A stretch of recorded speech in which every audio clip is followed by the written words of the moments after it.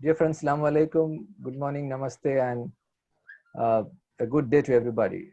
I think this is one of our forum's most important sessions because organ donation has always been, for the Muslims, a very controversial topic. Many Muslim theologians have said that it is haram, some say that it is not so haram, and there are different views. And Professor Musa, who is here, has been studying Muslim ethics and has been teaching Muslim ethics for a long time. He's an expert in that field. And when I requested him to do a talk on this for our forum, he readily agreed. And he's going to talk on the concept of organ donation and how does it fit into Islamic ethics. So, but this is going to be a very enlightening talk. And to join us, I mean, in this discussion, we have also invited Dr. Fazil from Qatar. He's an expert in transplantation. He's a surgeon. And we also have Mr. Amjid from the NHS UK, who himself is a transplant recipient. And he's been a recipient of a kidney for the past 30 years. And he's based in Bristol, if I'm not wrong. And he works for he's with the NHS also. So we, four of us will be having a small conversation, a panel discussion after Professor Musa finishes his talk. And after that, we would continue the discussion through the Q&A, which is a very important session too, because the participants who are from across the globe, right from Turkey to USA, from Pakistan to India, we have participants today from all over the world. In fact, we were totally overwhelmed. We already reached 78, and I think we had more than 120 or 130 registrations alone. And then people are also joining in on live stream through Facebook and all. And but when I actually invited Professor Musa and I was speaking to him on the phone, and I told him this will be live stream, Professor Musa said that, I mean, across the globe, when I told him, he said, I want to talk to the cosmos, he said. So Professor Musa, this is not just going to the cosmos, it's going to the kainat, inshallah. So I was kidding you. Yeah, of course, I'm just kidding myself too. So I hope this is going to be a very important session. And before we begin, I would like to give a small introduction to Professor Musa, who knows, I mean, not many need to be introduced to Professor Musa. Most of them know him by his work. And right now he's in the University of Notre Dame, which is in Indiana, USA. And I'll just read out a brief portion of his bio from the university's website. His interests span both classical and modern Islamic thought, with a special focus on Islamic law, history, ethics, and theology. His book, What is a Madrasa, was published in 2015 by the University of North Carolina Press. And Professor Musa also is the author of Ghazali and the Poetics of Imagination, winner of the American Academy of Religion's Best First Book in the History of Religions. He won this award. This book won this award in 2006. And editor of the last manuscript of Professor Musa also is the editor of the last manuscript of Professor Fazlur Rahman's Revival and Reform in Islam, the study of Islamic fundamentalism. Other publications of Professor Musa include the co-edited book, The Afrikaans Renaissance and the Afro-Arab Spring, Georgetown University Press 2015, then Islam in the Modern World, Rootless 2014, and then Muslim Family Law in Sub-Saharan Africa, Colonial Legacies and Post-Colonial Challenges, Amsterdam University Press 2010. And actually, Professor Musa also is the co-director of Contending Modernities, a program that explores how religious and secular forces interact globally. He is the primary investigator of a generous grant from the John Templeton Foundation to advance scientific and theological literacy among recently graduated madrasa students in India and Pakistan, now in its 5th year. This is a very important initiative which Professor Musa is in charge of, and they are doing a wonderful job there. I think they take some madrasa graduates to go to Qatar and also to Nepal, if I'm not wrong, and where they teach them further studies. And I think Professor Musa will talk about it in his talk. I don't know much about it. So therefore, I think without much ado now, I think we should hand over the discussion to Professor Musa. Over to you, Professor Musa. Thanks a lot for coming here. Good evening in India and whatever time of the day it is. Assalamu alaikum, Bismillah ar-Rahman ar-Rahim. In the name of God, most gracious, most merciful. And also greetings to all friends from different parts of the world for this occasion. Thank you, Brother Faizur Rahman and your organization for inviting me to participate in this presentation on the ethics of organ transplantation. I want to be brief and allow for more questions during the interaction, but let me give some important highlights about how we think of this issue. There is no single Muslim ethical perspective on organ transplantation and its accompanying practice, and that's a question of brain death. As you would know, that very few organs can be taken from a cadaver, that is a dead person, such as maybe the cornea and some other body parts immediately after death and so on. But most transplantation issues take place on the basis of people who are brain dead, and then families or individuals make a will to say that their organs can be used by other people. Now, the reason why there is such disagreement is that because different Muslim communities in different parts of the world have different, first of all, cultural sensibilities.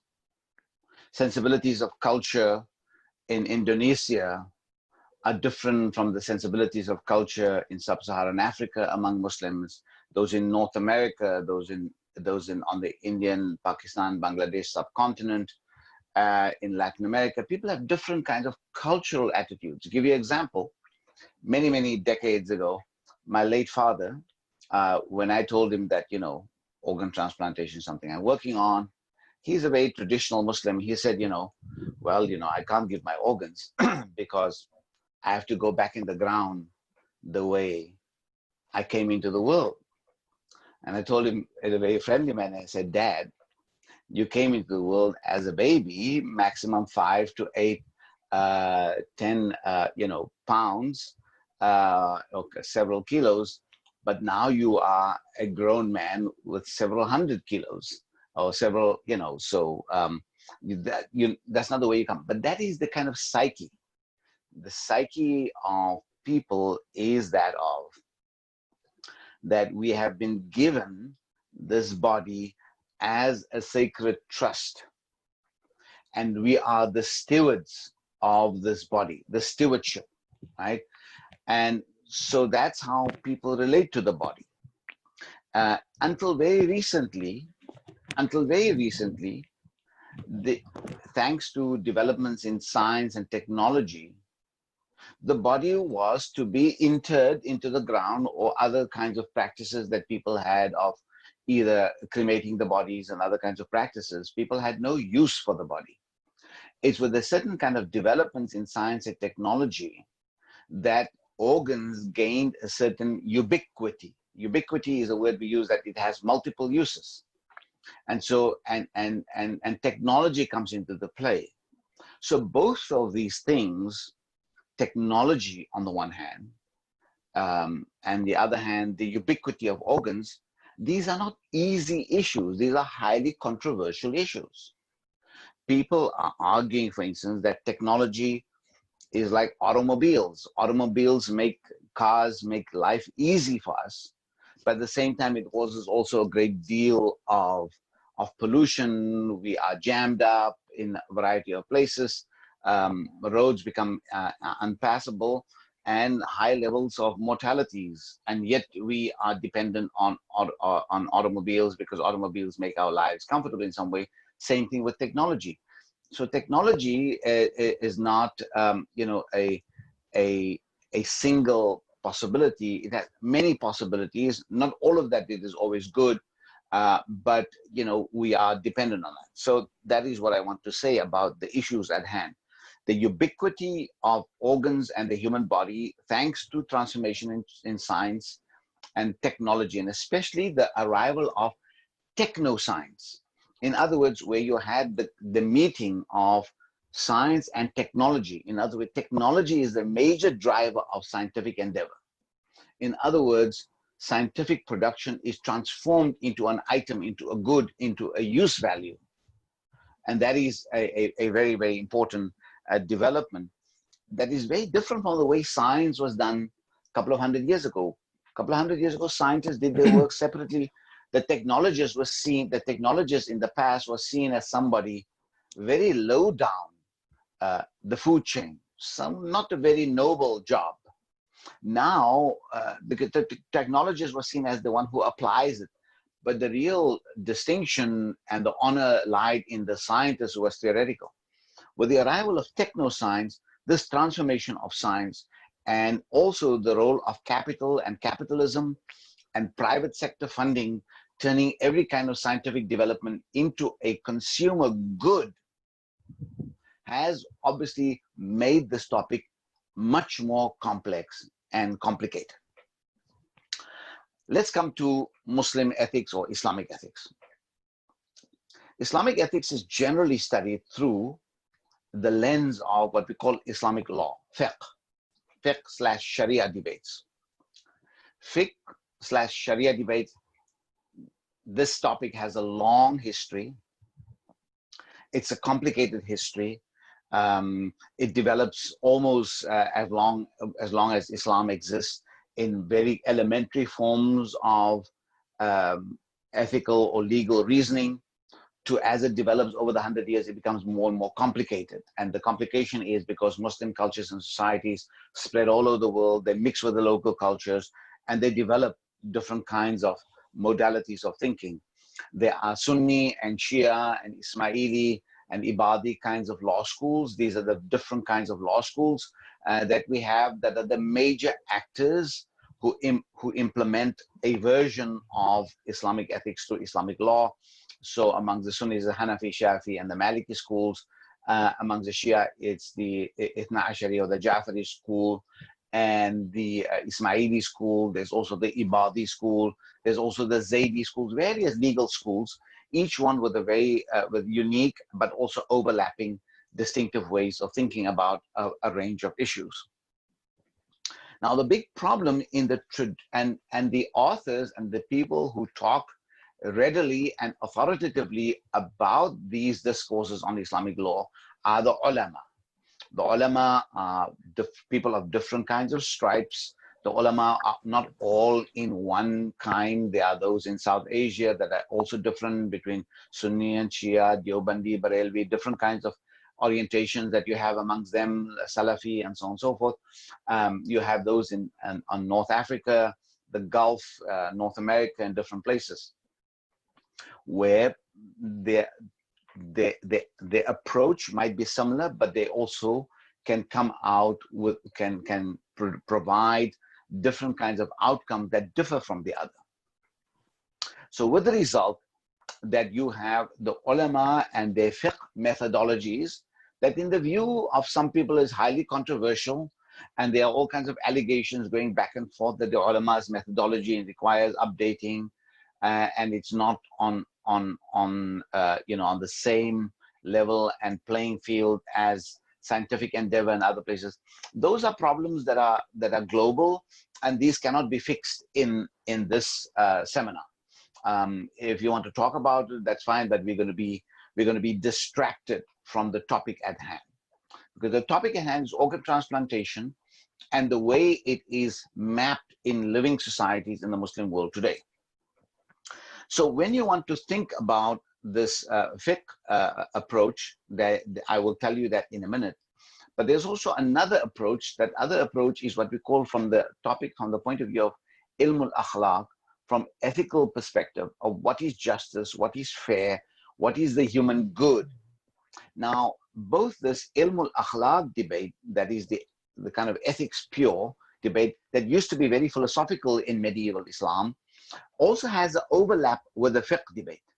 And so sometimes that goes together, but oftentimes the ulama or the shuyukh, al-Azhar, Deoband, Barelvi, Salafi places and so on around the world, they have their own orientations, and they largely speak in the language of permissible and impermissible, halal and haram.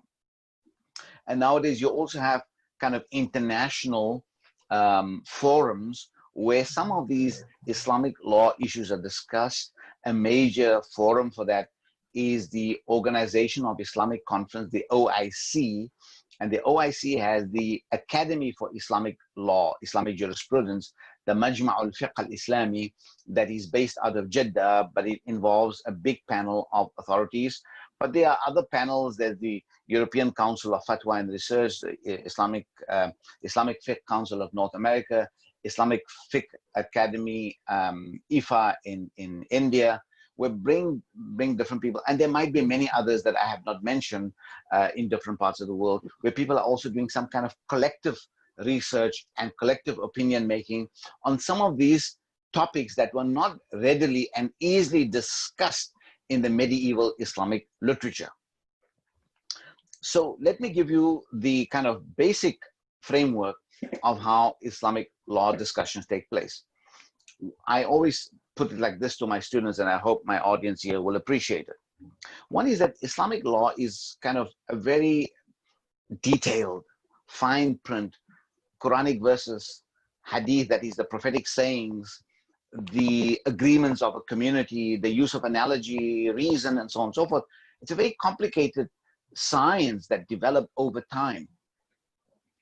And these involve elaborate texts, multi-volume texts that people like myself who spent 6 years in a madrasa in South Asia spent a lot of time studying those texts and continue to study those, because these are the really the kind of major kind of resources of the Islamic legacy.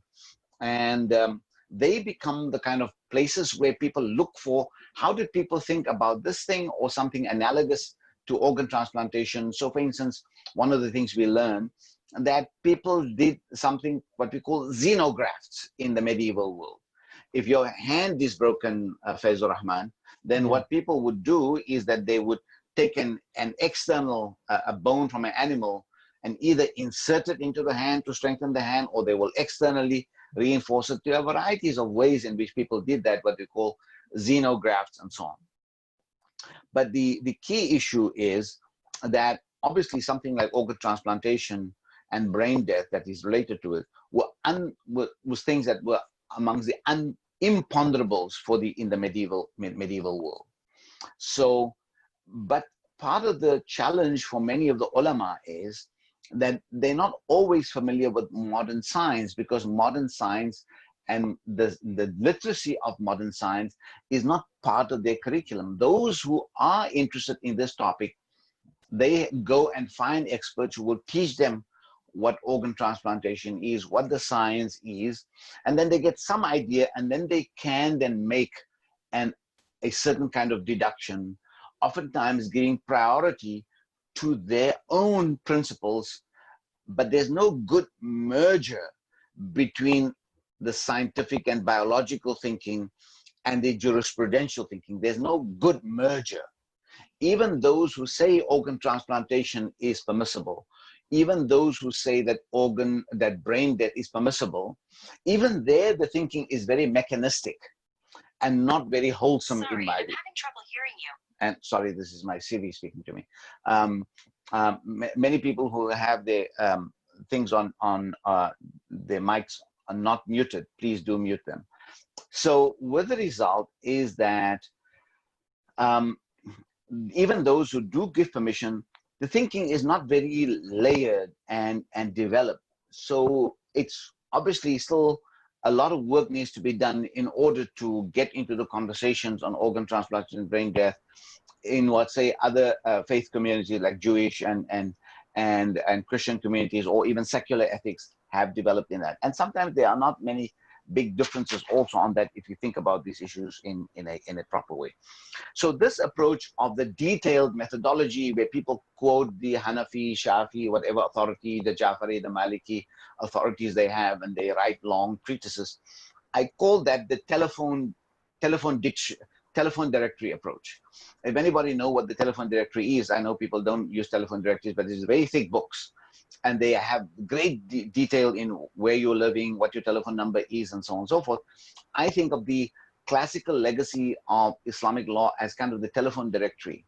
In other words, very detailed, lots of, and you require special skill to discover what the rules are and to connect the dots between last year's telephone dictionary and 20 years ago's telephone directory, and you connect those telephone directories to see which people have moved and which people have not moved, right? So that's my analogy that I call the telephone directory approach, or the telephone book approach. In other words, great amount of detail, but you require high levels of skill. And today people don't look for don't go to the telephone book or a telephone directory anymore.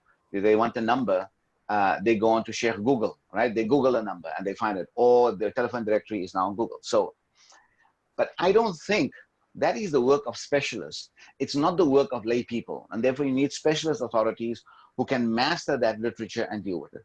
The other approach that has become much more popular these days is the kind of easy approach, which is also now gaining currency amongst legal authorities, even the ulama groups, is what we call the maqasid al-sharia approach, the purposes of the sharia approach. What are the purposes of sharia? So sharia thinking means that you have to preserve religion, you have to preserve life, you have to preserve reason, you have to preserve property, and you have to preserve family, right?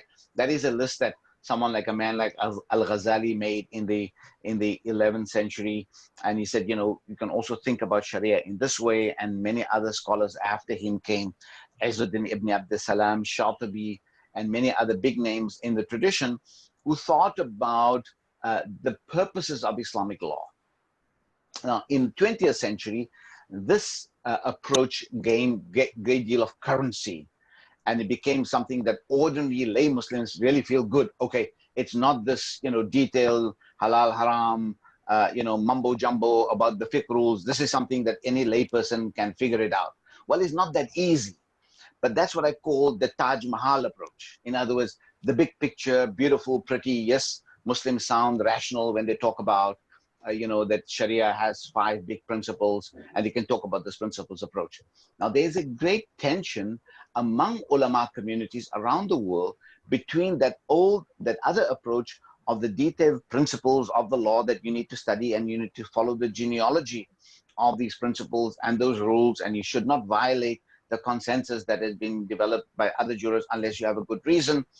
And this other approach, and in India and Pakistan and Bangladesh subcontinent, there's been a fairly lively, if not acrimonious, debate between advocates of this approach and the people who follow the Hanafi or Shafi schools of thought and so on. So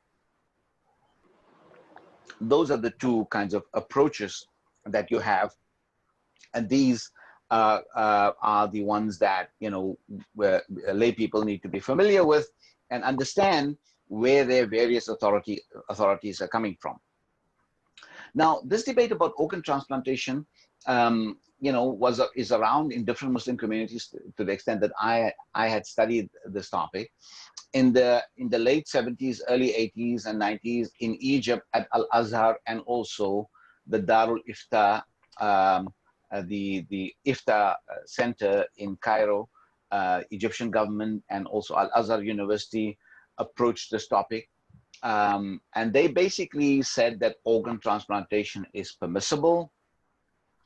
A number of authorities in Jordan and other places joined them. The OICs, OIC, the Organization of Islamic Conference, their panel and their committee on Islamic law also authorized that it is permissible.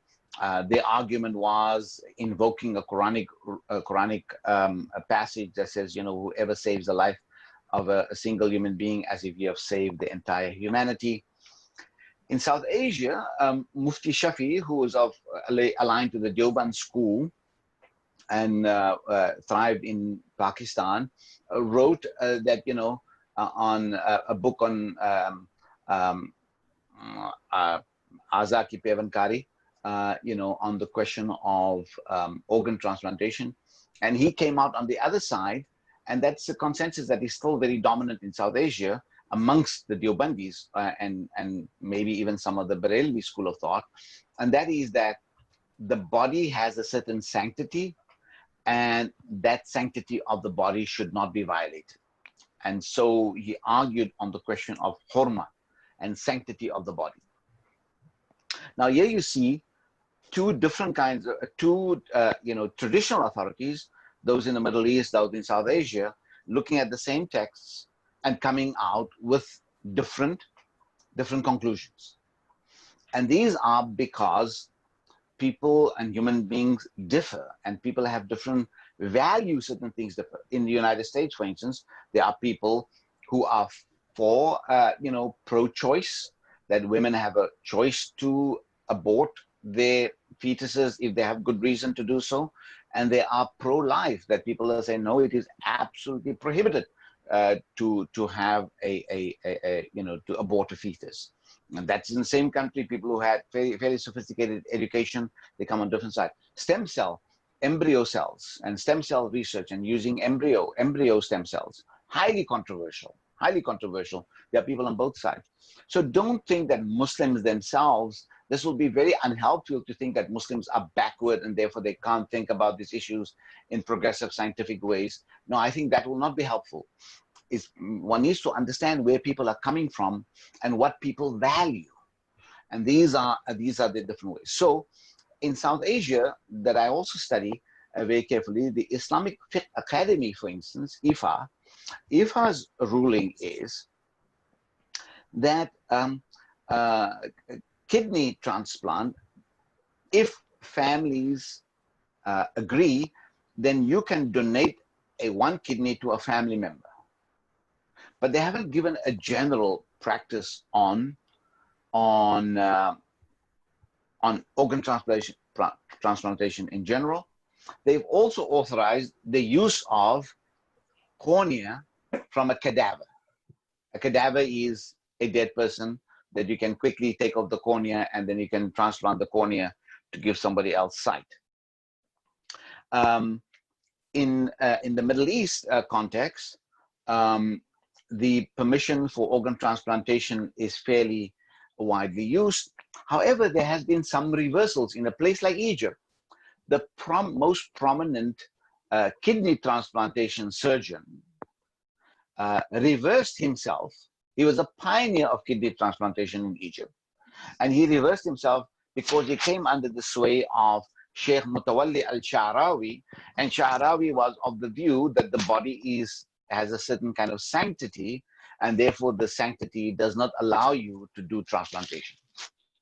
But in Egypt also, the former Mufti, Mufti Tantawi, he said that he would donate his organs. And I don't know on his death whether his cornea was taken or something of that sort. I don't know the details, but I know he had publicly declared that he is an organ donor.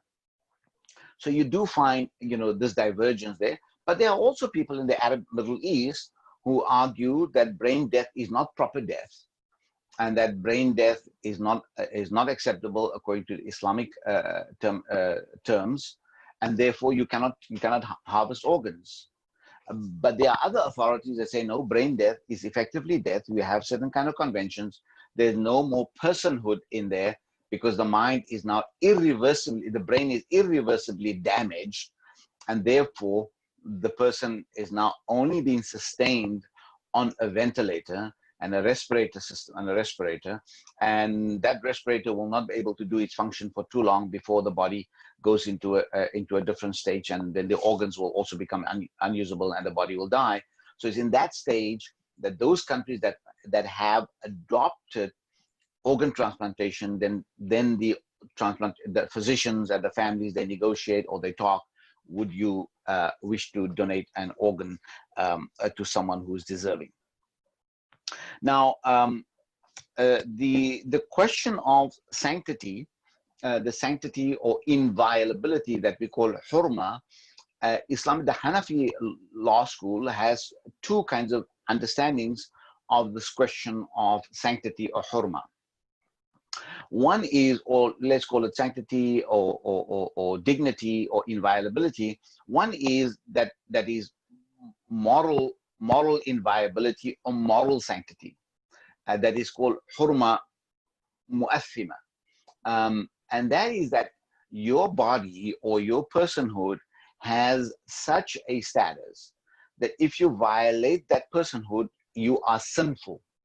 You are sinful in God's eyes.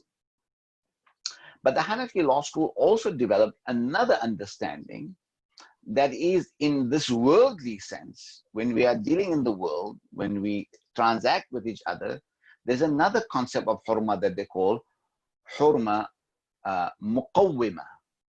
And that is a dignity that we can say that is a remedial kind of, sanctity, or remedial sanctity, or remedial inviolability, or we can call it value inviolability. In other words, if I, through my negligence, cause someone to lose their eye, or break their hand irretrievably, or cause damage to their body, and these damages are permanent and cause some amount of pain and harm to the victim, then Islamic law allows a certain kind of compensation.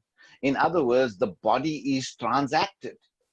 The transaction on your body, and therefore we put a value, so many crore rupees or so many $1 million for the loss of the hand because of negligence of somebody in an accident or in a workplace and so on. So Islamic law is fairly, this is a medieval concept. Islamic law is fairly open to this idea. In other words, we put value to organs, to limbs, and so on and so forth. And therefore, some people have come to the opinion that, and I think Mullah Khalid Saifullah Rahmani, whose view is not adopted by IFA, but he is the important figure in Islamic Fiqh Academy of India, he even allows for the sale of organs for transplantation. In Iran, for instance, sale of transplantation organs is Iran is the only country in the world that allows for the sale of organs for the purpose of transplantation.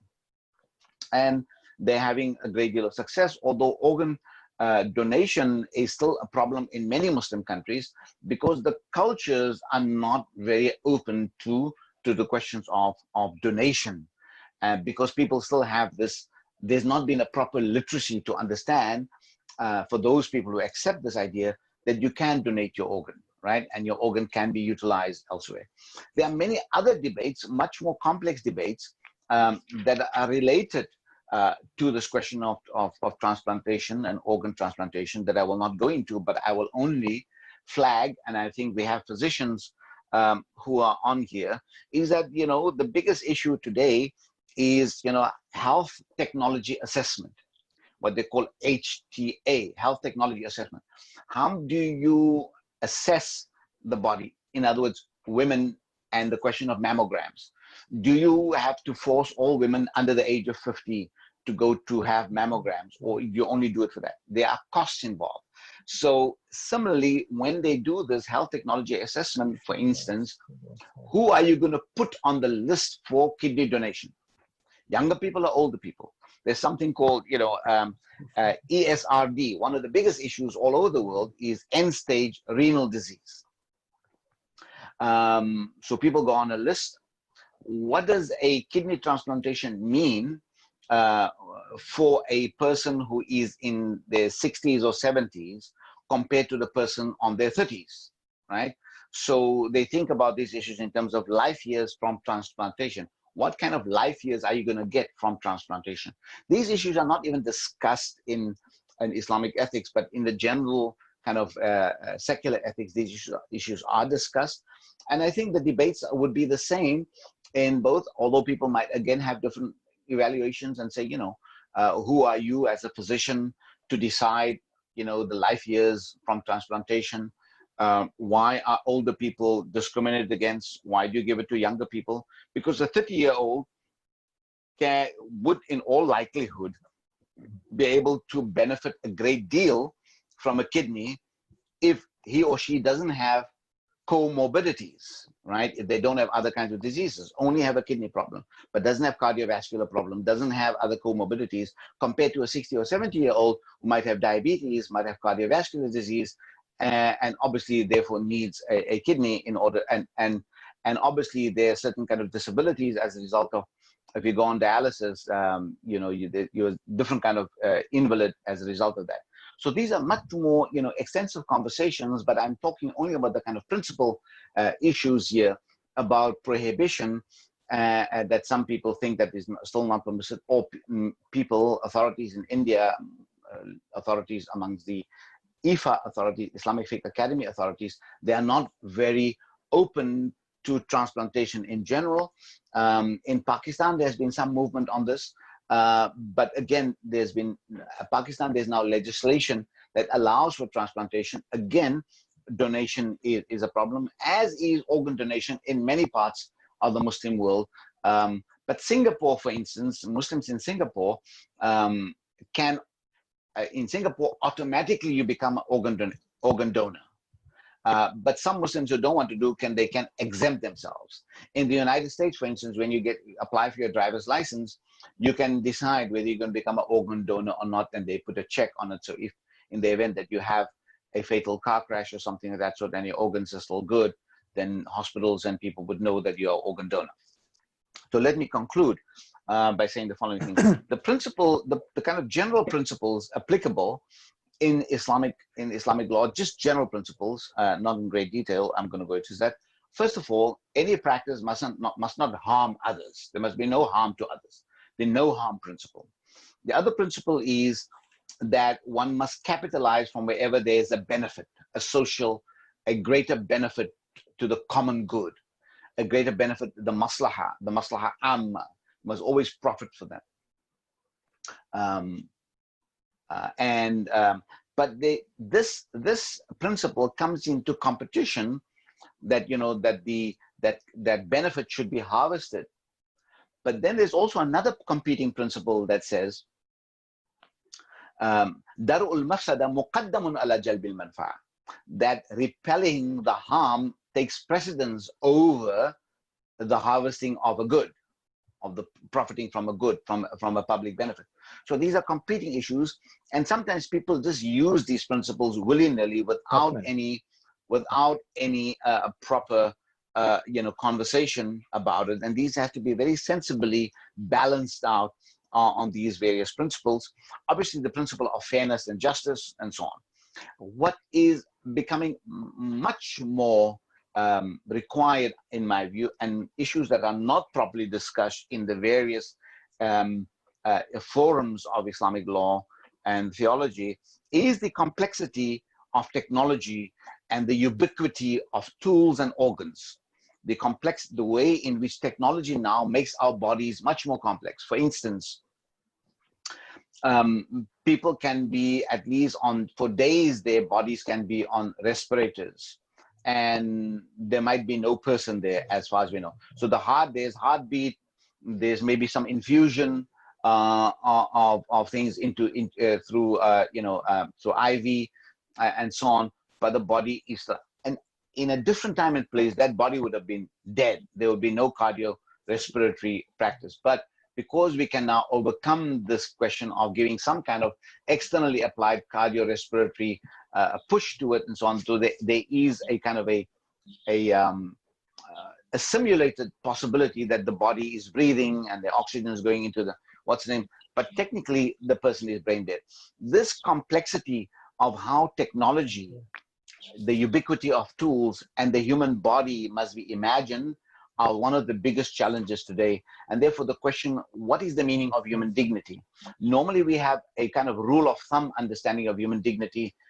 Don't harm the human person, don't let the human being feel that they're being belittled, or they've been humiliated, or they feel small. That's one way.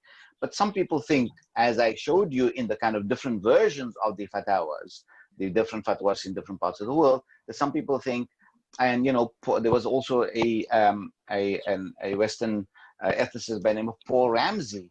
Paul Ramsey argued that it is not very dignified to cut the body of the human being and chop and change and swap organs and so on. So in different cultures, or different kinds of moral and ethical sensibilities, gave people different kinds of ways of valuing organ transplantation, or valuing brain death as modalities of how we can do health and healthcare and protect. Lastly, many people who are opposed to organ transplantation and brain death argue that this is extremely costly enterprise, and that you need lifelong immunosuppressant drugs and so on and so forth. I know of an ethicist in Florida, for instance. She had a son who had transplantation, and she personally is very undecided about that. She lost her son. The son got an organ, and then the organ did not work, and then waited for another one. She's very undecided, not entirely sure about this. And there are many ethicists in that way. All the lifelong cost of immunosuppressant drugs and so on. Many people argue that one has to spend, and today the biggest issue in bioethics are costs. The cost of healthcare are some of the and larger capitalist societies like America and Western Europe, where sometimes they do have a national healthcare system in Canada and in Britain and Germany and other places, and in the US we don't have that. So healthcare costs, India obviously has a national healthcare system. Everybody might not agree with how good it is, but there's also private sector and so on. So the cost of that. So people are saying you need to, governments and communities and NGOs should spend more money in primary healthcare. In other words, deal with these questions in terms of habits and practices. What kind of water are people drinking? What kind of, so people don't get bilharzia and they don't get eye disease and don't get kidney disease and so on. A lot of time needs to spend into preventative health. The pollution around the world in big cities, when people can't breathe, and you have heart, lung disease and heart disease and all this kind of stuff.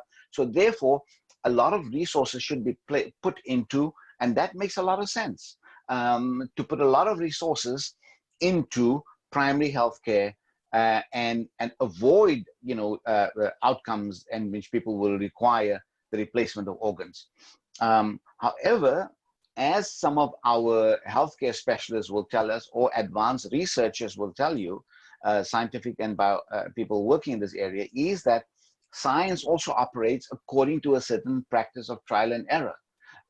So for instance, organ transplantation had also spawned a whole pharmacological industry, that we learn more about the body, and we don't only learn about how to do transplantation, but we also know how to do cures for different kinds of other diseases. So it's a fairly complicated relationship about this question about, healthcare and healthcare research, organ transplantation, and the various secondary benefits of this in different ways. And so I think that this is a much more complicated topic. Muslim deliberations on this might be slightly different on some issues, but very much overlapping with secular and other religious traditions, which might also have similar or dissimilar views to that. Thank you very much, Faizur Rahman. I will stop my input right here. I'm happy to take questions from your audience, or once our colleagues have done their inputs. Thank you very much. Yeah, very, very kind of you, Professor Musa. That was absolutely enlightening. And in fact, you spoke about the concept of hurma, or the human dignity. In fact, it also is linked to the concept of sanctity, that is hurma, and dignity, that is karama. Very good. Yeah, and that is linked to the Quranic verse, as you know, which talks about in Surah we have dignified the children of Adam. But the opposition to, because I will start this panel discussion with this first question and then open it up for the other panelists to join in and and have a dialogue with you on this before we go to the Q&A. I mean, what I want to ask you to initiate this panel discussion is, you haven't spoken about the concept of milkiyat, the divine ownership of the human body, and perhaps would you like to say something on the very idea of divine ownership? Because there was a Lebanese Grand Mufti Qabbani who spoke about discretionary rights as compared to ownership, human or divine. So perhaps you might have to say something on that, and then we would proceed further. Sure. No, I already alluded to that. There's two, this idea of hurma muqawwima, that is that sanctity or inviolability that can be assessed or can be evaluated, is precisely stems from this idea that while God gave us these bodies and we are stewards of those bodies, so we have stewardship. Yeah. but we don't have absolute ownership of our bodies. Yes. So we have to treat our bodies as a trust, as an amana, right? And so we cannot just willy-nilly, deform our bodies. We cannot willy-nilly just, cut off parts of our body that we don't like, or do things to the body. We are required to deal with the body with a certain kind of dignity. In other words, treat it the way in which it is placed in a certain kind of place, and a proper place. And what is this proper place? This proper place goes, the definition of what is proper goes with historical cultures, and at a different time, the proper changes. So when you have, for instance, scientific possibilities of organ transplantation, and a perfectly healthy 30-year-old, male or female, just has a problematic kidney, you can help that person, right? So that what we think, that's a proper thing to do. That's a dignified thing to do if you can find a kidney for that person. In another time, this was not thinkable, and proper was, at that time, treat this person with the proper medicines so you can lower the level of suffering that that person might have as a result of of a malfunctioning kidney. So the idea of proper is connected to culture, our knowledge of science, and our scientific practices that determine that. So whoever talks about that we are owners of our body, but we have usufruct over our bodies. We use our bodies to go to war. We use our bodies to help other people. We put ourselves at risk. In this pandemic, many physicians and healthcare workers put themselves at risk in saving other people. They're using their bodies to do that, but they see it as a responsibility to help others. Yeah. So the culture of responsibility might also, anyone in your audience who might have a family member or someone, a friend or anybody that they feel that they have two healthy kidneys, they want to donate a kidney to someone else, they can do this altruistic act, okay? But it depends how they be viewed in their communities. For instance, we know, Farhad Muazzam, a bioethicist in Pakistan, had done an extensive study of, in Pakistan, a brother needs to give a sister an organ. And this might be also common elsewhere.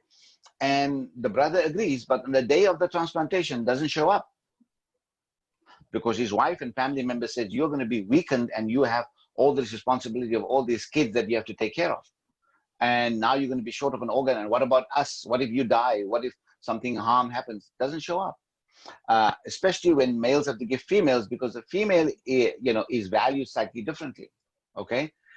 Oftentimes the other way around, it works more generously because the male is the breadwinner and the sister gives the organ and so on and so forth. That also depends if the sister was married or not married before that. If she does it after marriage, it's okay. Before marriage, she will be seen as problematic. Will she be childbearing? All kinds of issues that got to do with culture, lack of literacy and understanding of those issues are much more complex to understand. So come back to your question. Yes, we don't have, complete ownership of our bodies. We have usufruct and we have responsibility over our bodies, and therefore we have to do this in a responsible way. So the key issue that comes with that, karama and dignity, hurma and karama, sanctity and dignity, means that we need to do things with responsibility. Now, this, like I said, proper. What does proper mean 500 years ago? What does proper mean in 2021 differs? Similarly, responsibility, the meaning of responsibility in 500 years ago compared to today, or 10 years ago compared to today, is different because we understand things differently. And that knowledge that we have, it might be seen as responsible of me to give a anonymous person a kidney. That will be altruistic. Absolutely. But might not have been conceivable before. Thank you. At the same time, I mean, we cannot cite divine ownership or divine milkiyat to deny or to disallow organ transplantation or even donation, right? Well, people are going to disagree with you on this issue. One of the things that we need to learn is that everybody's not going to agree with me. Yeah. So when people say, you see, people will say, okay, ownership of my body belongs to God, and deny somebody. Okay, some people might be open, like your Islamic Fiqh Academy of India. They said between family members, you can give one organ, but they have not come to the point of brain death and giving organs. So they don't have a general policy on organs, right? Because their understanding of this question of ownership, divine ownership, is not so much divine ownership as responsibility to God.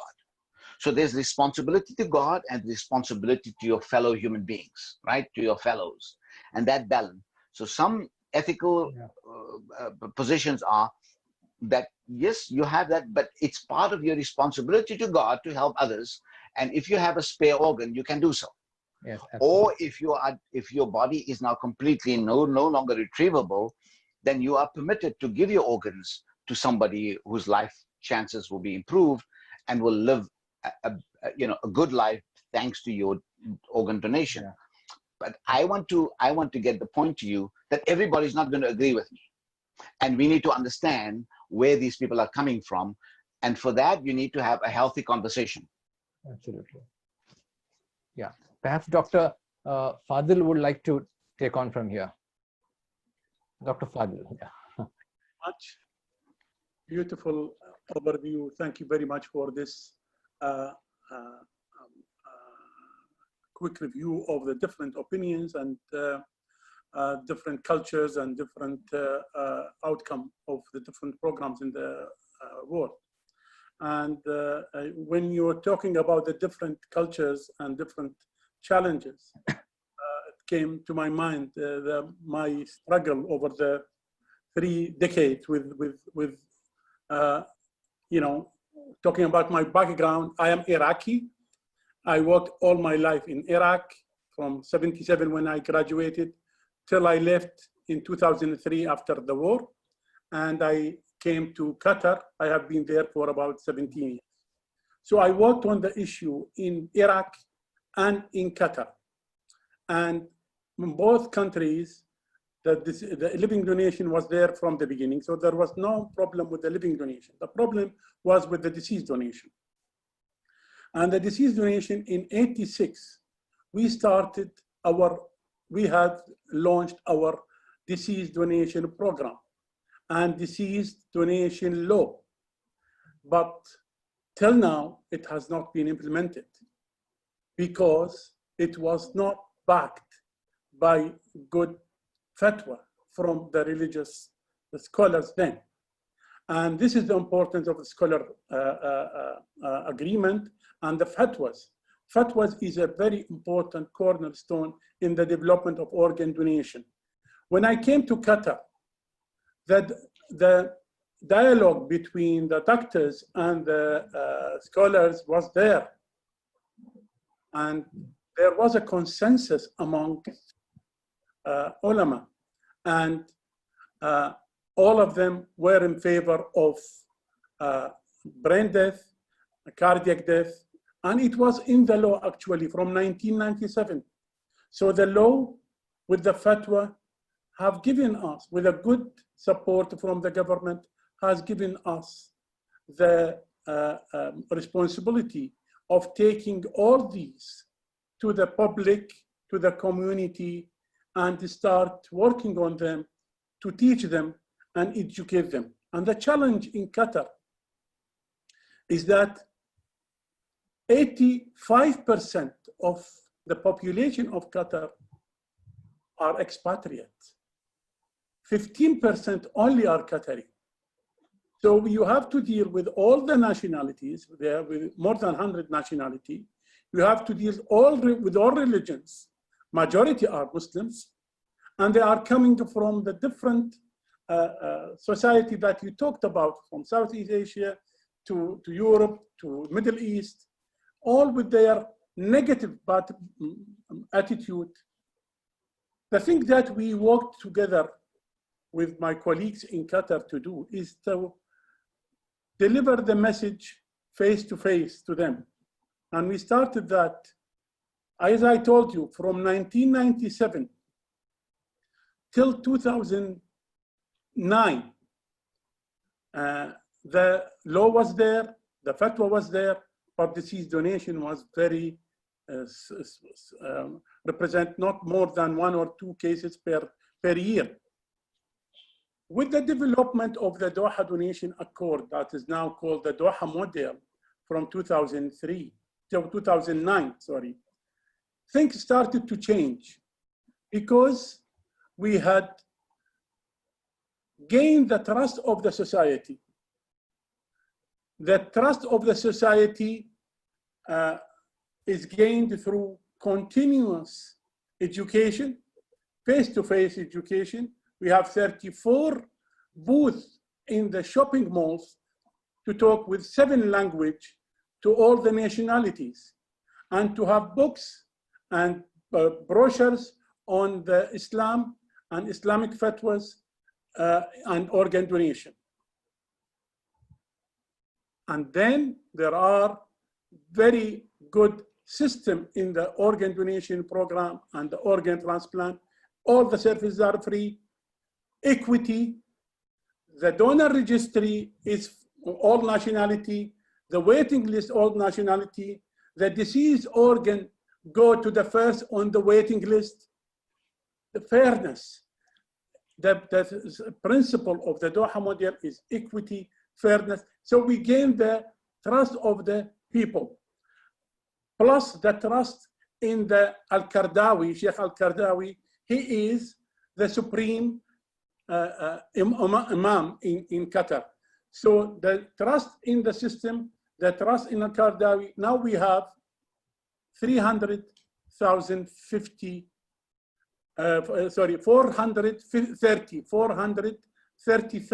registrant on organ donors.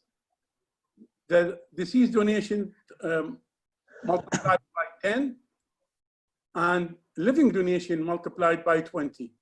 So my point is that there should be a supportive fatwa and should be a national fatwa with a consensus. Having too many fatwas in the same country weaken our message to the public. We didn't have to discuss too much to the public. This is brain death, this is cardiac death, this is allowed by our scholars. This is how you, this is the book that will teach you about, and we ask you to register. If you have, the other thing in the campaign is that we are not talking about death only. We are talking about organ donation. We are all talking about organ transplantation. And we are telling them how to protect, as you have said, to prevent the disease, to prevent end-stage renal disease, to prevent liver disease, how to protect your kidney, how to check your blood pressure. And if you have a patient, how to treat him, how to make use of the system. So bottom line, my message is that we need a national fatwa that is applicable and a consensus on that. And then there are many countries that have put on their website 3 or 4 fatwas. They are contradicting each other. I really don't think this will work. It will not work this way. Well, if the country cannot introduce disease donation, this is something.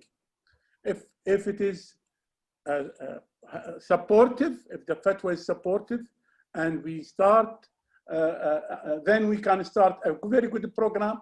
We have to develop equity, and everybody should feel involved and benefited from the system. It's not about give me your organs. It's about come and be part of this. Let me help you treat your patient. And we are all together. We are not different nationality. We are the same. We are patients. We are donors. Most of the deceased donor organs go to expatriate, not to Qatari. It's the same percentage of their population percentage. And this is important. I think this is, thank you so much for allowing me to be part of this forum. Thank you very much, Dr. Ibrahim, for your beautiful lecture. Thank you, everybody. Thank you. Yeah, but you. Thank you, Dr. Fadil, for giving us a really great example of what happened. It took 23 years in Qatar to get people to a place, and I think you are right. I think the take home from your point is that the more time you spend on public literacy and educating the public, as you did in Qatar, about these issues, and you have champions. I can tell you that for more than 5 decades, in the various Islamic fora on this topic, especially in Kuwait, there's a major center that does research on organ transplantation. These things have been words on paper, but until these issues, even in Egypt was one of the first countries that gave the fatwa permissible for organ transplantation, but never gets implemented because there are no champions for it, or there are political conflicts within the country, or there's diversity amongst that, and so on. And Iran and other places, they've been relatively successful in one way or the other in some of those issues. But where you have government initiative, or a combination of government and publics and public actors, hospitals and other services working together, you can have a kind of success in the case that you had. Thank you. I think Amjad Bhai would certainly love to come in here. Assalamu alaikum, everybody. Bismillahir Rahmanir Rahim. Thank you, Brother Fazl Rahman, Professor Musa, and Dr. Fadil. Thank you so much for that very, very enlightening introduction and overview of organ donation in Islam. I've learned a lot, certainly. I've got a couple of corrections, if I may, Brother Fazl Rahman, for the benefit of your audience. I am a transplant recipient. I was diagnosed with chronic renal failure at the age of 30 years ago. I spent 23 and a half years on dialysis whilst working full time, and I received a living kidney donation back in May 2011 from my nephew. So it's been 9 years since I've had my transplant. So alhamdulillah, I'm grateful for the mercies of Allah subhanahu wa ta'ala to allow me to be here today, and welcome the opportunity to participate and contribute to this discussion. I am a lay person. I am not a doctor, and I am not an Islamic scholar. My career was in financial services. I spent the last 10 years of my career as head of Islamic finance for HSBC in the UK, which gave me an opportunity to really learn and engage the Muslim community, the diverse Muslim communities in the United Kingdom. When I received my transplant a year after that, I wrote a paper to NHS Blood and Transplant, just asking the question, why is it that somebody like me, a Muslim, spent that amount of time waiting for a kidney? And the question was answered in the way that we're doing as much as we possibly can to raise awareness across all diverse communities, Black, Asian, minority ethnic. We have some traction with some communities, but with faith communities, particularly the Muslim and the Jewish community, there's been a real challenge in terms of engaging them on the topic of organ donation and transplantation. Now, what I did was use that background in banking as a customer propositions lead and looked at it as a product. What is our product and what are we trying to achieve? And having worked with scholars, this just reinforces what Professor Musa and Dr. Fadil have said, is that without the legitimacy of our learned Islamic scholars backing up the process of organ donation and transplantation, we know that it's always going to be a challenge when we're trying to engage the Muslim community. And when we did our kind of initial surveys and market research, we kind of broadened the attitudinal segmentation of that group into 3 very distinct segments. People were interested but uninformed, interested but cautious, or they were complete cynics. So where do you apply your energy? Do you focus on that group of people that you know are never going to change their mind, and you spend ages in terms of outreach, communication to try and change their perception? That's not going to work. So the group that we've been trying to work with and engage are the first 2, interested but uninformed, and interested but cautious. And this is where the point where Professor Musa has said, the issue of faith comes into this, as well as culture, as well as beliefs. So addressing the faith issue, whilst there were 2 existing fatwas in the United Kingdom, one issued back in 1995 by the UK Sharia Council under the auspices of the late Zaki Badawi, and the European Council of Fatwa Research in the year 2000, what I found was, bearing in mind that I was a patient, having been on dialysis 23 years, working with scholars on Islamic finance, I was unaware that those fatwas existed. So if somebody who is part of that community is not aware that something exists and knows about it, then how would the general population know about it? So one of the things that we've been working on, I've been working on with the great support of NHS Blood and Transplant, is to work with our learned scholars in the UK to identify and understand what are their concerns and challenges. We've done a number of insight sessions with key groups across the community. So separate conversations with our sisters, separate conversations with community-based organizations, and separate conversations with community influencers to try and really understand what it is that they want to know about the process of organ donation and transplantation. Now, the key issue has always been around brainstem death. And that's something that's still a piece of work that is ongoing. But in last year, in June 2019, after 6 years of outreach and engagement, alhamdulillah, we managed to secure the support of Mufti Muhammad Zubair Butt, a Hanafi scholar, Sunni scholar based in the UK, who has a recognition of his knowledge and expertise around this area. And he developed, independently of us, a fatwa which endorses transplantation and organ donation in Islam. It doesn't give a blanket approval. Brainstem death is still something that needs to be reviewed, but we now have a document, a 107-page document, followed up with videos talking to the scholar, looking at the questions and misconceptions, which has acted as a catalyst. And this just then talks to the point that Dr. Fadil talks about, is how do you engage your customer, your community? And what we've been doing is a number of outreach sessions. We're working with community organizations who have got established links with communities to go out and talk about the topic. Rather than remaining and leaving it as a taboo subject, we're trying to bring it to the dinner table conversation. And with the law change that's happening in the United Kingdom in May 2020, it was brought into force, deemed consent.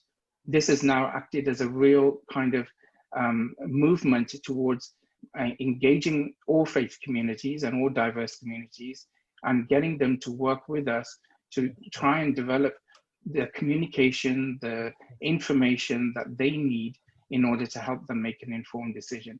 So there's an ethical challenge here in that without organ donation, there can be no transplantation. Preservation of life, everyone wants to do the best they can to live for as long as they possibly can. But the fact of the matter is, you know, when for BAME communities, particularly, and I'm a prime example, the genetic differences mean that people like me will end up waiting longer. And sadly, because of that wait, some people end up dying sooner than later. So I think it's important that we take responsibility.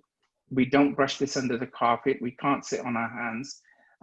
It doesn't matter what you decide, but you need to make a decision, whether you're for organ donation or whether you wish to opt out. But do it on an informed basis, having read all the right literature and materials and spoken to the appropriate faith leaders to get that validation. I hope that helps. Well, Thank you, Brother Amjad Ali. Faiz Rahman, if you permit me, let me just make three comments on what Amjad Ali has just said. Please go ahead. One is that what I learned from you, and thank you for sharing your story, because I think it's so vital that we get, you know, this experience. I mean, I had a friend who had he was a physician himself and had a kidney many years ago. I'm from South Africa originally, and he just recently died because of cancer, but he had a good life with the what's his name. And he also shared an insight from me that with me. He said that, you know, we were talking about, you know, what does the recipient feel about the donor organ? And he was saying, because he got this kidney from a young person, he says sometimes he also acts like almost as he's like 20, as a hilarious moment. But I think one of the a great lesson from your story is that your religious scholars is better to catch flies with honey than instead of alienating, you know, people, right? So I think it's a difficult task to talk to religious scholars. Sometimes they have their own views, they're not open to listening, but you're going to find that one advocate. So you just identified Mufti Muhammad Zubair, but as your advocate. And obviously, inshallah, the circle will grow. The younger ulama that you speak to are familiar with science, understand those issues and so on.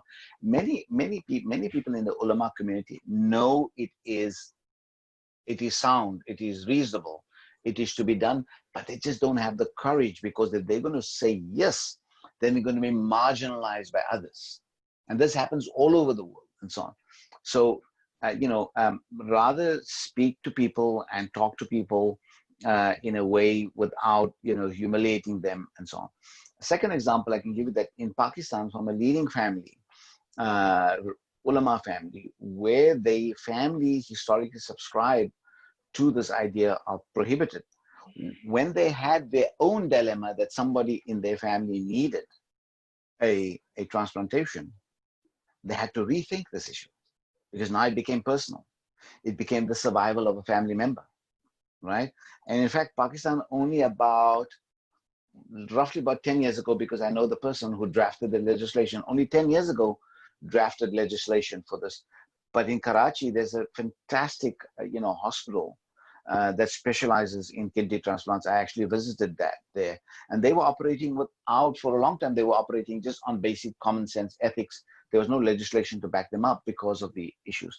The third thing that you say, that the younger ulama, and especially we need to talk to women constituency, because women play a critical role in the formation of young people, family members' psyche, right? And if that literacy can be upgraded, a much more is achieved. And what you have just shown, what you just said, that the advocates for public for organ transplantation require good PR. You require good public relations, and you need to require good education. So you need to share your model of success with others. If there's a website or a place where people can go and visit, that'll be very helpful for our participants and listeners. Thank you, Faiz. Yeah. Yes, I think that also brings Professor Musa to the point that, when we lean on the ulama for the fatwas, and the ulama basically are educated only in theology. They don't know much about modern developments, scientific developments, and findings of science, of modern science. So therefore, their fatwas are rooted in theology. So how do we also educate them about the modern findings and bring about a balance in the fatwas, so that that reflects the correct Quranic position or the Quranic will, so to say. At the same time, that's what we are doing in yeah, Madrasa Discourses exactly. program. That's what I was coming to. That. Yes. So exactly. what we try to do is take a recently graduated young ulama, give them an opportunity to learn English, to be able to access a whole host of literature, deepen their understanding and widen their reading in Arabic texts. They don't only read the texts that have gone through in the curriculum, but there are other authorities, other kinds of sources that they need to study and understand. And one of the key issues, understand science, because much of our theology, and even some of the presumptions of the Quran is based on a cosmology that is no longer the cosmology that we have. The cosmos of the medieval, the cosmos of the medieval world. Well, mythology is also fine. Mythology was things by which people lived, and it had made meaning for them. They might not could not show causality, but they thought about the stars in the medieval world. They thought about the moon. They had different kinds of images, but that had a meaning in their lives. So mythology is also a way of meaning making, unless you mean mythology, in other words, truths that are no longer valid because of a different measurement of verification and scientific truth, then we declare certain things as mythology. But the Greeks had a mythology, for instance. I mean, the great philosophers, the Greeks, they had the mythology of the cosmos. The cosmos was not an empirical cosmos. So the scientific world today is the way we understand the cosmos today is that the cosmos is no longer finite, but it's an expanding cosmos. Our knowledge of the cosmos grows. So that's the idea that the world or the earth is at the center, of everything and so on. Know that we are moving around a solar system. We don't know in 200 years what our knowledge will be as we discover more. But right now, our knowledge is that our planetary system revolves around the sun. So all those kinds of things alter your understanding of the world, alter your understanding of the nature of God, but alter your understanding of what a human being is. And that means that you can then begin to understand what the potential, the propensities of the human person is, and so that we can then, have a different a sensibility of what the human body is. So that's what we try to do in our program in Madrasa Discourses, teaching these young ulama for 2.5 hours every week for 2 semesters, a 1-week meeting in Qatar that we meet with them, bring them to Qatar, where we got at the College of Islamic Science, College of Islamic Studies, and they're very generous and allow us to use the facilities and support us there. And then in the summers, we go for 2 weeks to Nepal, where we bring people from both countries together, and we have intensive conversations with leading authorities in science and theology to talk to them. This is a slow process, but it needs to be supported. I would encourage people like yourself and others, people who are listeners here, to also, activate these kinds of, what I would call supplementary educational processes in your various regions. You're in Chennai. We have a limited number of people that we only have right now for in 2 years, 50 people. We've taken about 150 people through our program over 5 years doing intensive work, but you need support, you need resources, and you need focus in order to achieve that. And in order to make that transformation, you need some advocates, but that also means you need conversation, and you need productive conversation that will result in outcomes, and that requires a certain technique. So that's what we do on our Madrasa Discourses program, that take people into the knowledge that they do not receive in the madrasas. And that requires, that means that they have to acquire certain languages. They need to read maybe more advanced materials in Arabic language, where modern scientific doctrines have been translated. Even though, say for instance, Darwin has been translated into Urdu, very few people read it, okay? From the ulama community, or questions about Einstein's history. What are the new scientific? Because you see, Fakhruddin al-Razi, al-Ghazali, the major scholars at the time, they were familiar with the cosmology and philosophy of their time. The problem here is that many of our learned scholars are very familiar with the medieval legacies, what I call the telephone directories. They understand that very well. But philosophy and deep theology is absent. And for that, if you want to understand philosophy and theology properly, you also need to update those individuals and those communities with the human experience of how our cosmos has changed, how we have a different understanding of the human being, which science and technology education makes you realize that. And so you have to bring in your contemporary experience into the conversation of theology. Otherwise, you're going to keep on living as if you're living in Ghazali's world. And Ghazali's world is not my world. And so that is the question. It's a very delicate issue, because many people in the ulama community, and I've met with communities, ulama around the world, all of them were saying, of course we are open to new knowledge. All of them are going to say that. The problem is not all of them are equipped to access the new knowledge, number one. Number two, many also have deep anxieties about this new knowledge, because some of this knowledge in the humanities and social sciences and science are produced in the West. And we have colonial legacies that make people, hostile to that, or they think that, these issues will change them and change their being and their nature, and that they don't want to be something that is away from the model that they've been accustomed to, that is connected to the Quran and the Prophet and so on. So these are very delicate issues. The more sensitive we are to those issues, the greater success we will have in starting a conversation. I mean, believe me, because I've had this experience of sometimes not being very tactful and very diplomatic, and created more enemies than friends. And basically, you are from a madrasa background. You were with you studied at Deoband as well as Nadwa, and I think that's why I've also called in for this discussion one of your collaborators, Maulana Waris Mazhar. He's here on this chat, and he's a wonderful man. He's a wonderful man, of course, no doubt about that. I think he's there on this discussion right now. And about doing it in Chennai, certainly we are with you. And of course, I'll be in touch with you on that after this conversation, maybe in a day or two. And I think we as you rightly said, Professor Musa, that the ulama have to be educated about science. For instance, talking about the organ donation itself, in the context of donation itself, one of the main